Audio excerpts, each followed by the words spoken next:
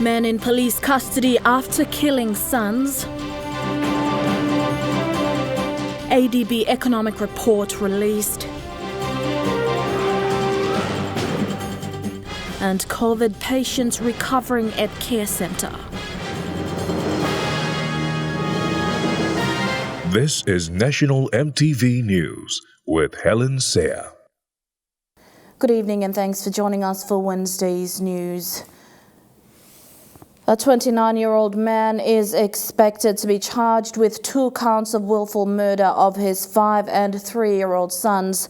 NCD Metropolitan Superintendent Gideon Ikumu stated that the 29-year-old, after an argument with the mother of the victims, had stabbed the 5-year-old and later lured the 3-year-old away from the mother into the house before stabbing him also to death. In one of the most gruesome murders to take place this year in the nation's capital, it has left neighbors and residents shocked. Residents of Morata 1 in the Moresby Northwest District here in Port Moresby are in shock after witnessing the arrest of a 29-year-old man accused of stabbing to death his 5- and 3-year-old son.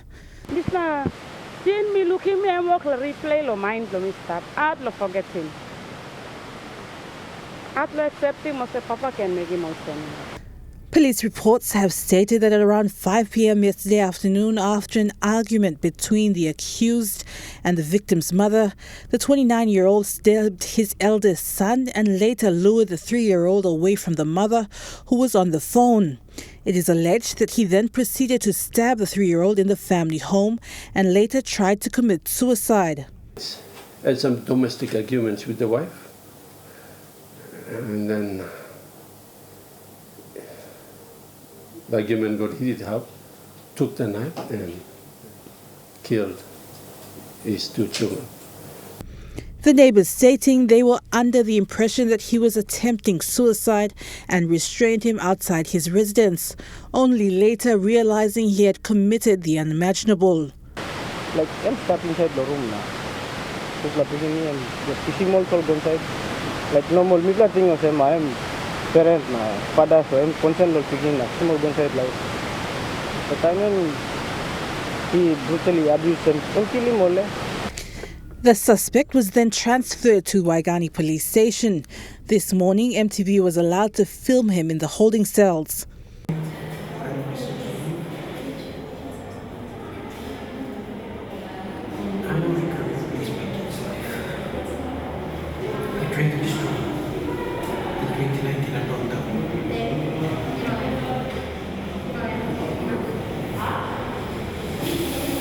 The 29-year-old is expected to be charged with 2 counts of willful murder after an assessment of his mental health is carried out. The CID has gone down to the scene, secured evidence at the crime scene, and collected witness statements. They'll be charging him today, bringing him to Boroko Police Station for lockup. He will be charged for willful murder. Meanwhile, NCD Metropolitan Superintendent has called on the residents in Port Moresby to refrain from such acts of violence, as only in the last week alone there have been a high number of murders and torture cases in NCD. Acceptable behavior. And but now these days, killing is becoming like an ordinary thing. People are taking lives as if they're killing cats and dogs. And that is threatening the society. Adelaide Sirokskari, National EMTV News. 2 suspects wanted for the robbery at the Simbu governor's residence were sent to Port Moresby yesterday. The suspects fled to Lae after police began searching for them in Port Moresby. They were part of a group of men who stole cash and a firearm. Lae police arrested one of the men and the other turned himself in later. They were put on a plane to Port Moresby yesterday. The ban on the sale of alcohol at bars and restaurants as part of COVID-19 restrictions has affected businesses in the industry, particularly in terms of generating revenue and maintaining their staff. Owner of Red Rock Bar and Grill on the outskirts of Port Moresby, Stephen Kilage, shared the challenge of juggling the sustaining of his business while adhering to COVID-19 protocols. Located on a hill away from the busyness of city life, Red Rock Bar and Grill in the Dogura area along Magi Highway has provided an avenue over 10 years for city residents to have a weekend getaway or just relax for a breathtaking view. However, this has now been disrupted greatly with the onset of COVID-19. Yes, the ban on alcohol sales has dramatically affected our business.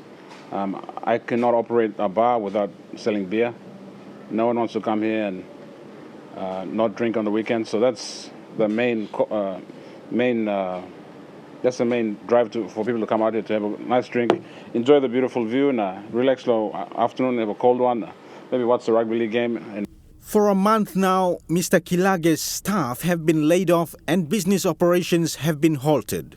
He appeals to the government and relevant authorities to consider the effects of the situation seriously and provide some relief for businesses, bars and restaurants in particular. 10 plus staff were unemployed last week. I had to give some money to some of my staff just to buy rice. I think the government should look at venues like this and just give us a limit on how many people we can allow to come in. Now, let's see if we have proper procedures for social distancing. I think poke houses to restaurants, plenty of hotels are laying off staff. I think we've got about 3,000, conservatively speaking, 3,000 Papua New Guineans out of jobs in Port Moresby. Alotau MP Charles Abel, who has raised concerns on the current state of PNG's economy following the adjournment of Parliament to August 10 last week, shared his views on the situation. But I believe some of those businesses are at the point of shutting down now. Many businesses throughout Papua New Guinea are struggling to continue. And there is a concern about the lack of an economic plan for this country that is very concerning. All our Papua New Guineans people suffer, business, or Walkman, Mary, we're all suffering. Please, PM, just do something to help SMEs. We are all dying. We have not seen any of the funds. Dennis Orere, National EMTV News. You're watching National EMTV News. We'll have more stories after the break. Stay with us.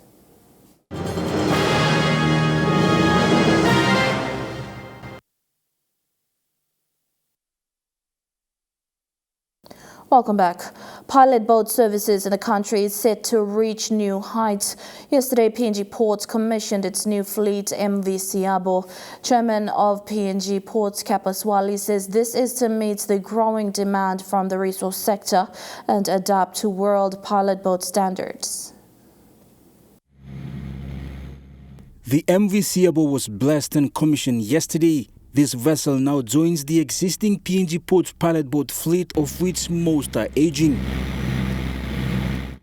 The new boat is built in Australia and cost around $2 million Australian dollars. It is a major milestone. It's a major occasion for PNG Ports going into the future with a new class of pilot boats that will provide both the safety, the piloted safety, and other services that are demanded by our clients. According to the PNG Ports chairman, there is a constant rise in demand, especially developments in the country's resource sector. Chairman Wali says not just that, but PNG Ports aim to cope and adopt world standard in pilot boat services. He says the new vessel is built to overcome its challenges out at sea.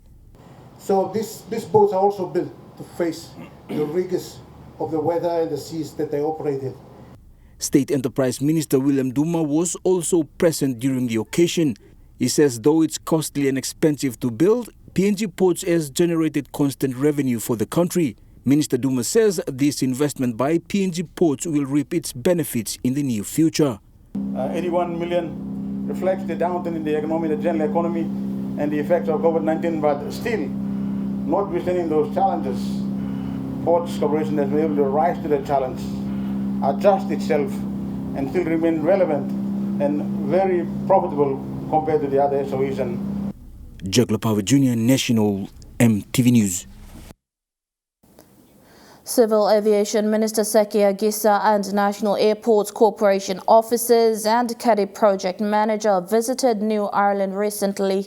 The team inspected the 1.4-kilometre airport extension upgrade work currently being undertaken and gave an overview of the design of new Luke Kavieng International Airport. The New Ireland government again emphasised for the airport terminal design to have the drongo bird to be captured. Scope of works include the runway extension, construction of new additional taxiway, installation of new runway lights, airport market, NAC office and associated buildings. The overall physical progress of work to date is at 15% completion, with the contract awarded to China Railway Construction Engineering Group for a contract of 91 million kina.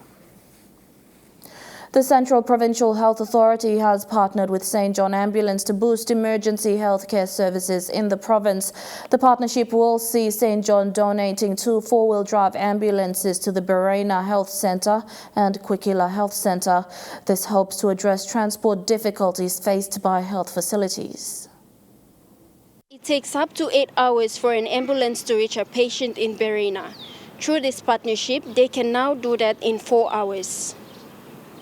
But with this ambulance being in Berena, we'll be able to halve the time that it takes for a patient to get care, and it will be coordinated. Nearly needed an ambulance. It will be coordinated through the St. John Control Centre. The other thing is that when ambulance crews have to drive for long hours, it puts stress on them, and it is dangerous. And this way we can arrange what we're going to call a halfway swap. So if the patient is being transported from Berena in the ambulance behind me, we'll send one of the other four-wheel drive ambulances from Port Moresby to meet them halfway, which is around Agivaru. And they'll swap the patient, and that way the Berena ambulance goes back to Berena and the Port Moresby ambulance goes to the General Hospital. And that means that our ambulance officers are on the road for less time, 4 hours driving instead of 8 hours driving. These ambulances will be owned by St. John, but operated by outworkers in Berena and Kwikila. The ambulance service will be coordinated from St. John 111 Control Centre in Port Moresby. The Central Provincial Health Authority has agreed to provide an annual funding of $250,000 to St. John under this partnership, with an assessment made each year for the next 5 years to increase funding if more services are needed in the province. Because of the downside in clinical services, the first thing is trying to ensure that emergency services are maintained, and that's where we have been lacking all the time. So with St. John ambulance coming on board, hopefully we can help or alleviate that situation. Also supporting this partnership is Digicel Foundation. They will assist St. John to train 10 local health workers in Berena to safely operate the ambulance, provide basic life support, and work the ambulance and medical equipment. We're very delighted to see this partnership now materialize.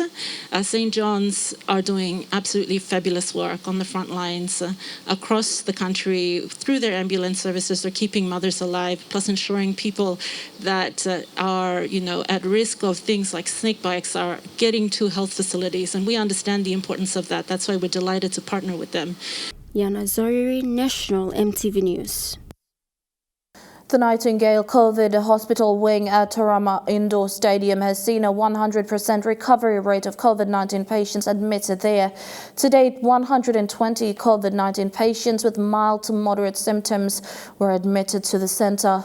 100 of these patients have since made a full recovery, leaving 20 patients currently being treated at the centre.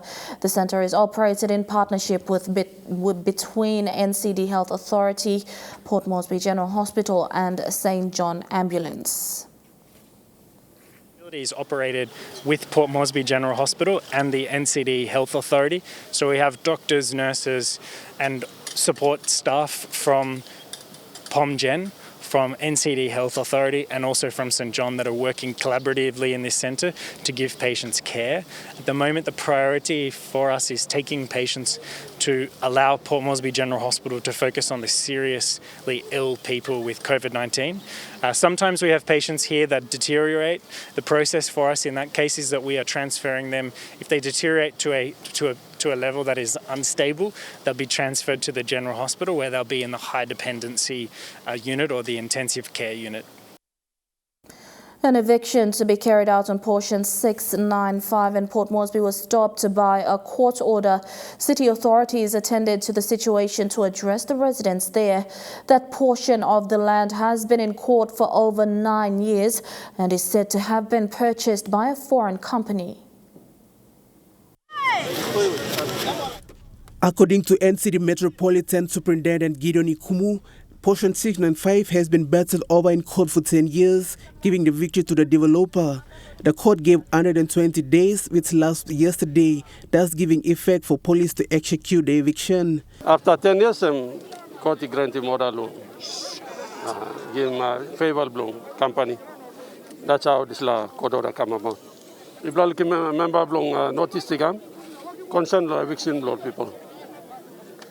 Member is trying his best to find him some good lahab well can resettle him man. That's why he got only like a commotion in the morning now. Him come up. There's a eviction is stop, order is stop. Member like look welfare na safety blown man so I'm like relocate him. But the slam side belong him want them lawyer belong company lo talk on them na come up with them some kind solution lo settle him good old man. As far as police is concerned. I'm court order timely eviction tomorrow. The eviction should be carried out today. However, police say another court order was obtained that prevented the eviction today. But now, I think all go back to court now. Must kiss him order. I'm yet to see that order. So, time we look him this order na confirm this order plus when I'm kind of all effort long member. Lo time lo resettling people blame I'm successful I'm able can relocate them all or last avenue all get I'm lo minister of lands long profit him this la title na development plan this la and then order can change but as it is people policeman time got court order and work blame law enforcement. Gabi Apun is a retired surveyor with Amalama Surveyors and a long-time resident at ATS Portion 695. He says the portion of the land has been purchased. This is a place 695 year. Envelope, me stop. 1964. Ground envelope, bawe. Me want to watch man me plan. Who took me to me no sabe English one plus something no got. Little bit come this way, little bit come back. The plane is up to Papua New Guinea, Mosul City. I'm walking on the place and missile stop. Local member John Kauber says eviction comes with much to bear as settlers. He says that is why his office is working around the clock with Lands Department and the developer to find win-win solution for all parties. So time eviction the demolition it's like another double punishment. So social problem, all beginning by another school, workman by another work, plan the side effects, blood death, eviction alone. So as elected member, make them talk all of them. Today, elapsed long, 120 days. But me can give my assurance to all of them. We are working around with the minister and with the investor so that we will find a win-win situation. Long all people lawyer, maybe can try to address it so that maybe can find another place or minister can rouse in this ground, not give more or plan something. Alexis Sengi, National EMTV News. The recent tussle on the distribution of GST, in particular the slicing of the 60% inland GST composition given to NCD, continues as the city governor looks at obtaining an injunction in courts.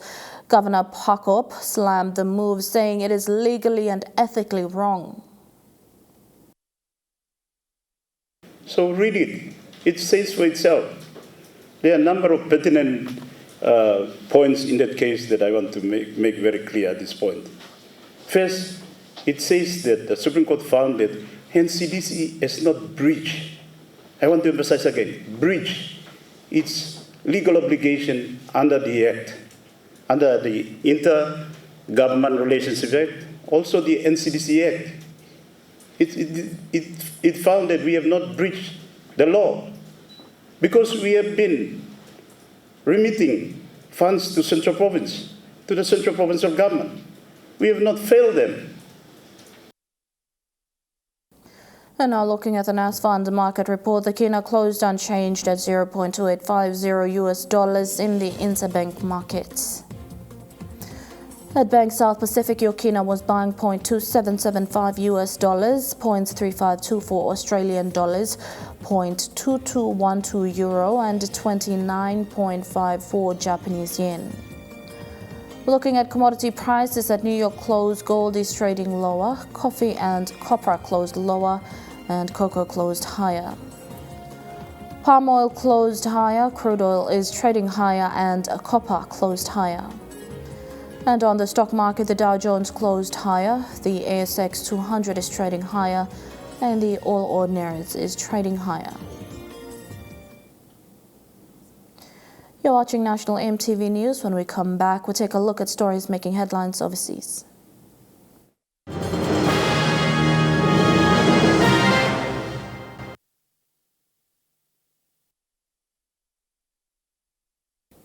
Welcome back to the news. Ginigolo Gunugao Primary School received 5,000 kina worth of stationeries from Paradise Foods Limited this morning. This is part of Paradise Foods' back-to-school promotional draw for one school in each of the 22 provinces. Ginigolo Primary is the recipient from the Central Province. Paradise Foods Limited promotional draw is done regionally, with a school nominated in each of the provinces for the 5,000 kina stationery prize. Prize winner for Central Province, Poiki Silas nominated Ginigolo Gunugao Primary School to be the recipient for this prize. The stationeries included a new printer, reams of papers, and others. These stationeries was selected by the school at the Theodist Stationery Shop last week for their specific needs. It was really a good time for the school to go and get needed supplies like papers and photocopiers, and they have purchased that. So we're excited to be here to do this presentation. The chairman was saying that it was a big plus because now they can do their own photocopying for their kids to take home school and all that. We need such important items, equipments to help our teaching and learning become quite, conducive and easy for us to be able to teach our children effectively. The promotion began on the 29th of December 2020 and ended on the 5th of March 2021 with 220 winners nationwide for the promotional draw, 10 from each province.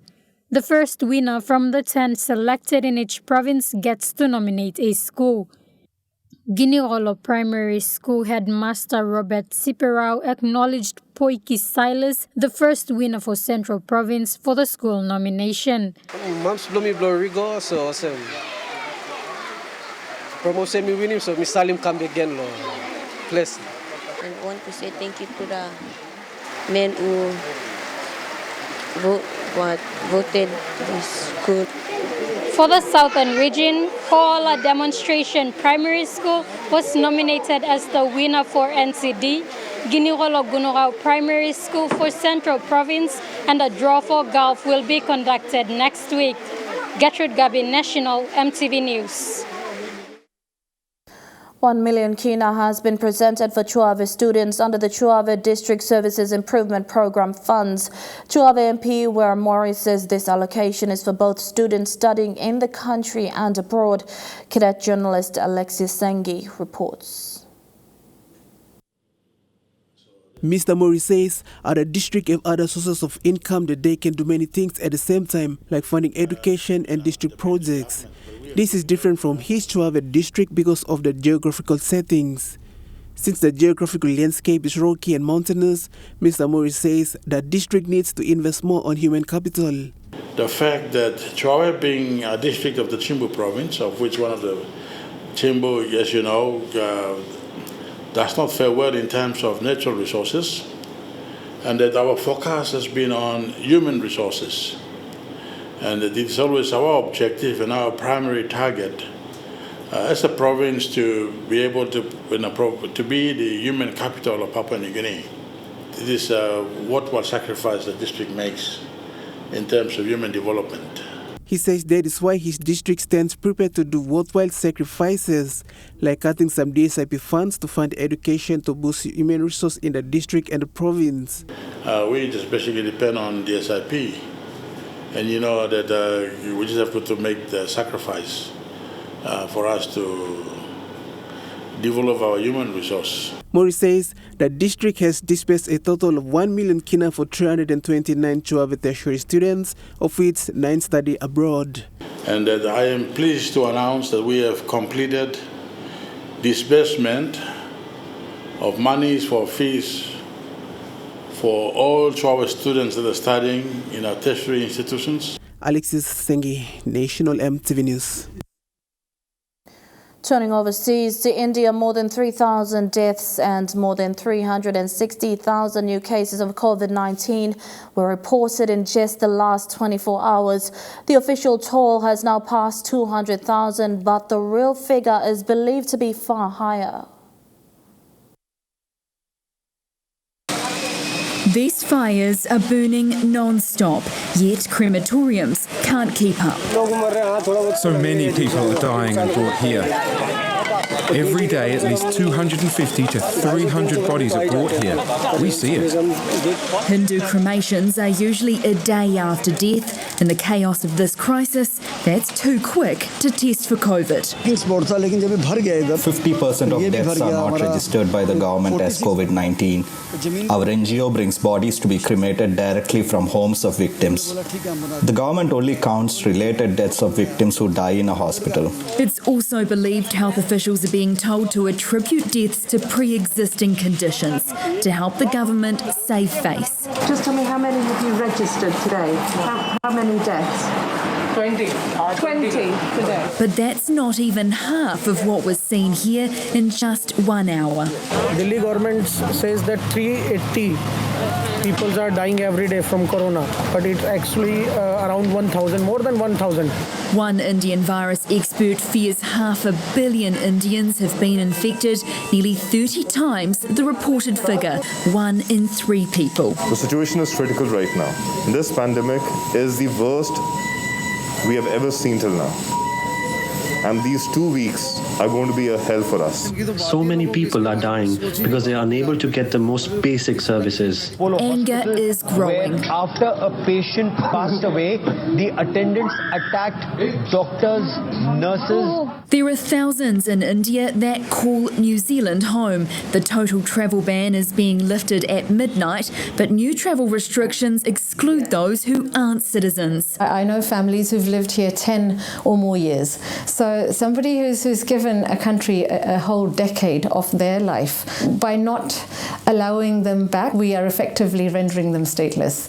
And we shouldn't expect a flood of citizens either. It seems close to impossible because there are no flights out. Normally the way out for us would be by Emirates, but Emirates is also banned flights. Sujatha and her husband were diagnosed with COVID 2 weeks ago. It was very scary. We couldn't get a bed, but thank God we are all fine now. We're back home. Now desperate to be reunited with their son, who's here. I'm missing him very much. Our government's contributing $1 million to the fight for life in India, but that's just a drop in the bucket as the crisis here only deepens. To the US, the FBI has arrested 2 of the most wanted suspects in connection with the deadly siege on the US Capitol. More than 400 people are now facing charges. It was one of the most egregious attacks from the Capitol siege. And tonight, authorities say the man responsible is in custody. The FBI says this body camera video shows the moments 34-year-old Jonathan Munafo ripped a riot shield from an officer's hands before violently punching him in the face. Officials say at one point he tried using this wooden flagpole to break into the Capitol, seen here in this video posted online and referenced in the criminal complaint. His social media accounts show him at multiple Trump rallies. Federal investigators able to identify him in part from this interview he gave to our ABC affiliate WMUR at a Trump rally in New Hampshire in February of 2020. President Trump is someone we want to back and show our support in any way possible. And if that means standing out here in the freezing cold for 2 days, we'll do it. He even appears to be wearing the same jacket and hood. 2 of his now former friends turning him in. Munafa, one of 10 suspects the FBI considered their most wanted from the insurrection on January 6th. 62-year-old Reed Knox Christensen, allegedly seen here viciously attacking police defending the Capitol, was the first on that list to be arrested. Reed appearing in a federal court in Oregon on Monday to face charges, including assaulting a police officer. Chukai Sports is next. All the details after the break.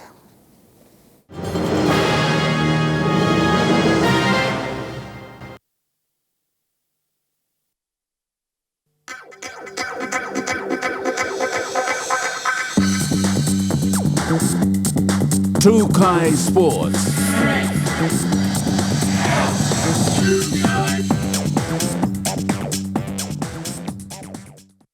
Welcome to Chukai Sports. Countdown for the Commonwealth Games has already begun, with International Cricket Council announcing qualifier tournaments towards the Birmingham 2022 Games. This is the first time women's cricket will feature in the Commonwealth Games.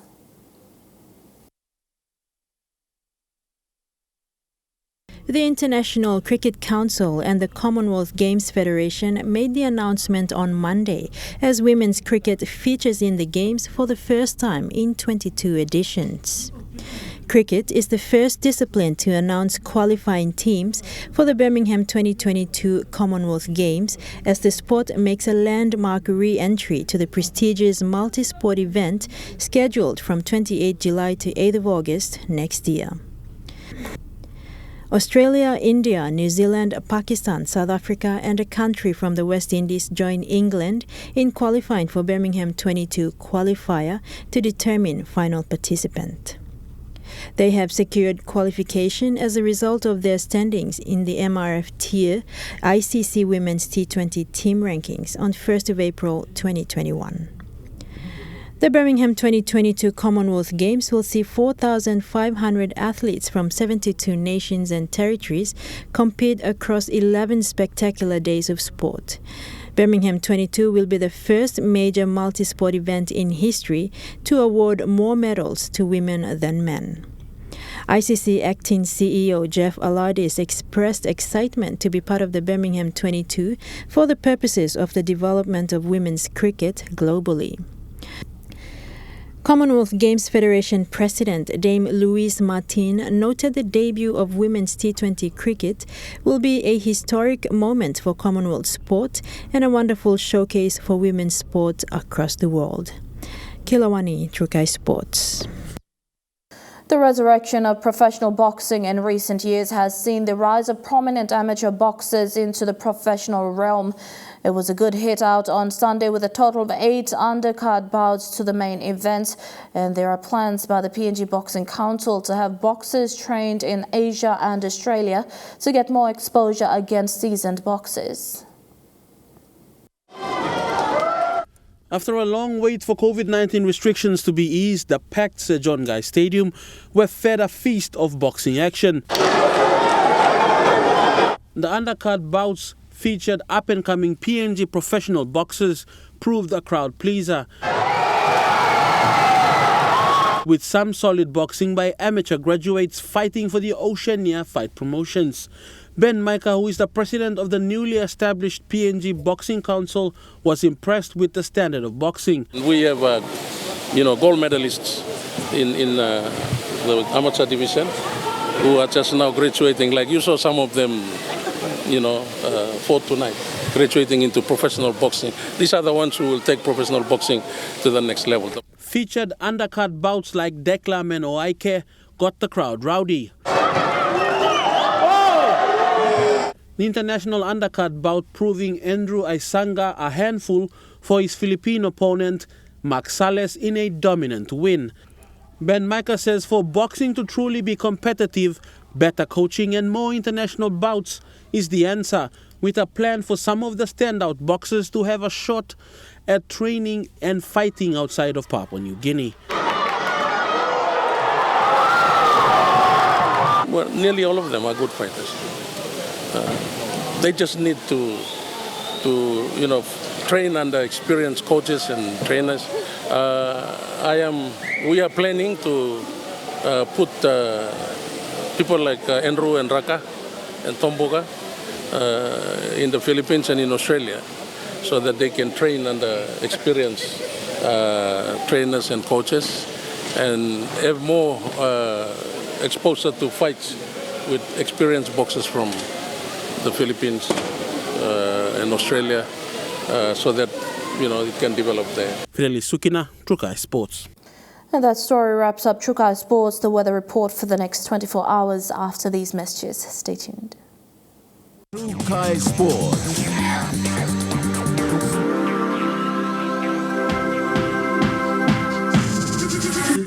Trukai Sports. This weather update is proudly brought to you by MoniPlus, with you always.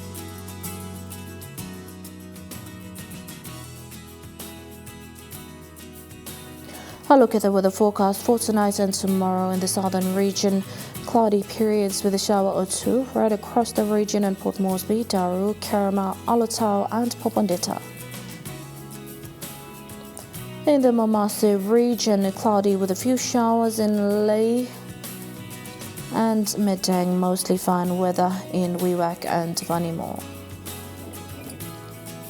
In the New Guinea Islands region, mostly fine, although cloudy in Lorengau. Kavieng, cloudy with a few showers, as well as Kokopo and Ribau, cloudy periods in Kimbe and cloudy with a shower or two in Buka. And in the Highlands region, cloudy with some showers, then morning fog right across the region in Mount Hagen, Goroka, Kundiawa, Mendi and Wabeg.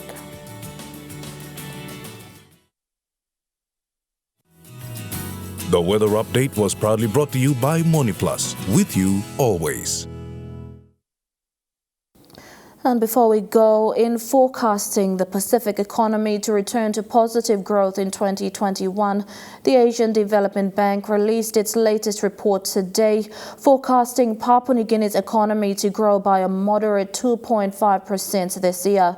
This comes amidst predictions by the Marape government for the PNG economy to grow by at least 10% this year.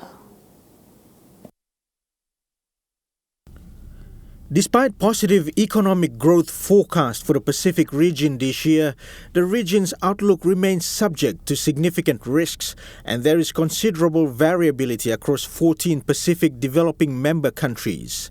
The developing member countries' economies were estimated to have contracted by 5.8% in 2020 as the COVID-19 pandemic directly impacted tourism and trade flows and affected construction activity, according to the Asian Development Outlook 2021, ADB's flagship economic publication. In light of this regional economic growth prediction, the ADB predicts that the PNG economy will experience a moderate 2.5% growth as it recovers from a pandemic-induced recession in 2020. In Treasurer Ian Ling Starkey's ministerial economic update presented in Parliament last week, it was predicted that despite a 2.9% fall in PNG's nominal economy in 2020, a 10% economic growth is expected in 2021. From 81.6 billion kina in 2020 to an estimated 90.3 billion kina in 2021. Prime Minister James Marape, in explaining the early Parliament adjournment last week, said it is a challenge for the government in trying to prevent the transmission of COVID-19 whilst maintaining a healthy economy for the country. And our country's economy that is now compressed as a result of COVID-19 induced economic contraction and compression globally and locally is simply not because of those. They knew the need for attention to economy and COVID-19 was there, but just for politics. They stood in the way of an adjournment for us to address COVID-19 and address other issues that are pertaining to our economy and to our country. But the overwhelming majority of those who were in attendance, those 7 voted against the adjournment, but the majority carried for adjournment, knowing that we need time to ensure we address COVID-19, address the economy.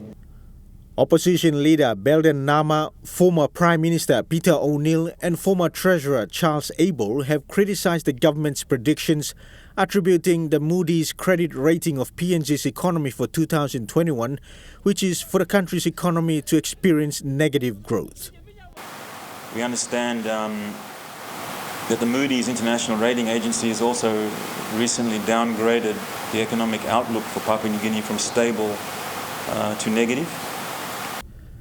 Papua New Guinea is regarded in ADB's outlook as the biggest economy in the Pacific.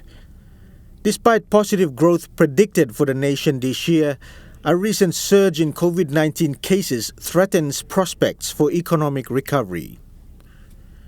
The Outlook report shows that PNG's development partners are assisting with budgetary support and the delivery of COVID-19 vaccinations, with economic growth projected to accelerate to 3% in 2022.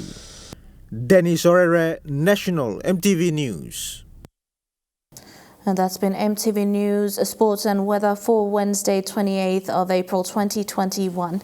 On behalf of the news team, pleasant viewing. Good night.